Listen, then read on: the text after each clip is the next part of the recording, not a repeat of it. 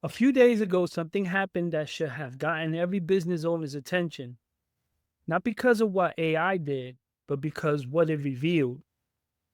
When Anthropic released Claude Code, the market reacted hard, right?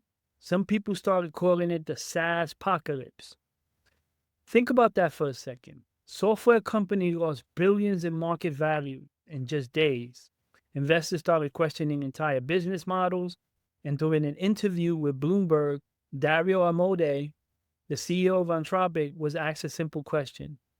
If AI continues improving at this pace, how much of traditional software gets replaced and how fast? Now, most people expect him to say software companies were doomed. That's not what he said.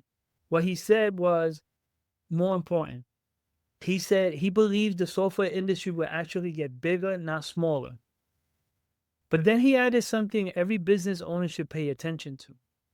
He said some companies will go down in value, some may even go out of business. And the companies that don't identify the moat they have are going to have a really hard time. When I heard that, I wasn't thinking about AI. I was thinking about Kodak. I was thinking about Blockbuster. I was thinking about all the companies that saw the future coming and still got crushed by it. Kodak didn't die because photography disappeared. Photography exploded. Blockbuster didn't die because people stopped watching movies. People watch more movies than ever. The market got bigger. The pie got bigger. The winners changed. That's what most people are missing. Technology didn't kill companies. Refusing to adapt kills companies. And here's the scary part. Kodak actually invented the digital camera. Blockbuster had an opportunity to buy Netflix. The threat wasn't invisible. The threat was ignored. That's why Dario's answer hit me so hard, because this isn't really about a conversation on AI. It's a conversation about adaptation. It's a conversation about moats. It's a conversation about whether your business is building for tomorrow or trying to survive on yesterday's advantages. You know what's funny? I don't come from marketing. I come from healthcare. For years, I worked inside large hospitals. My job was helping systems communicate with each other. Clinical systems, financial systems, operational systems, data systems. And one thing I learned is that systems determine outcomes. If a hospital is running broken systems, patients suffer. If a business is running broken systems, the business suffers. The principle is exactly the same. Today, I see entrepreneurs doing the same thing I used to see inside organizations that were struggling. They're trying to solve tomorrow's problem with yesterday's operating system. They're relying on manual processes, disconnected tools, fragmented workflows, and hoping that somehow the market is going to slow down. It's not. The market is accelerating. The AI train has already left the station. The question is no longer whether AI is coming. The question is whether your business is adapting fast enough. Now, here's the good news. Small businesses actually have an advantage. We don't have thousands of employees. We don't have layers of bureaucracy. We don't have decades of technical debt. We can move, we can pivot, we can experiment, we can adapt.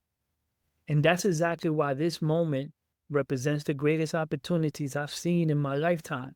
Because while large organizations are trying to figure out what AI means, small businesses can position themselves today. They can become implementation partners, they can become integration partners, they can become automation partners, they can become strategic advisors, they can become indispensable. The biggest mistakes I see people making right now is thinking AI is the opportunity. AI is not the opportunity. The opportunity is helping businesses navigate the transition. That's where the value is. That's where the money is. That's where the relationships are. That's where the equity opportunities are. And that's where the future is being built. Because let's be honest, if AI can write content, if AI can build software, if AI can answer questions, if AI can create marketing campaigns, then what becomes valuable? Trust, relationships, distribution, community, execution, systems. Those are the new moats. Knowledge is becoming abundant. Execution is becoming scarce.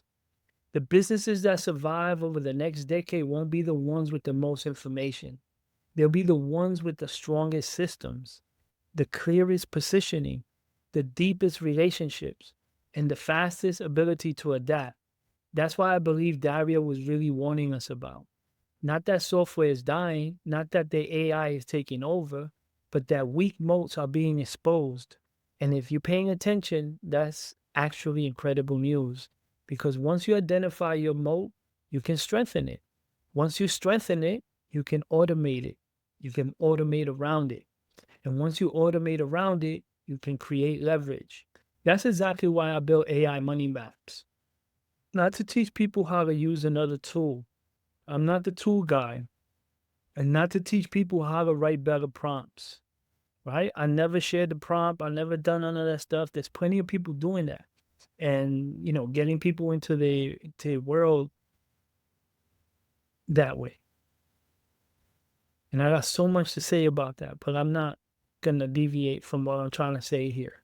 But I'm not the tool guy. I'm not the prompt guy. I'm not here to teach you how to write better prompts, but to help businesses identify their moat, strengthen their moat, and build systems that allow them to scale in a world where AI is changing everything. Because the future doesn't belong to the businesses with the most AI. It belongs to the businesses that know who they are, know where they're going, and use AI to get there. And that's a very different game. The SaaS apocalypse isn't the story. The story is the next generation of winners is being created now.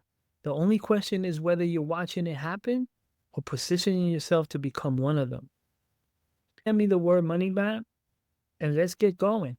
It's about time. This is the agentic revolution.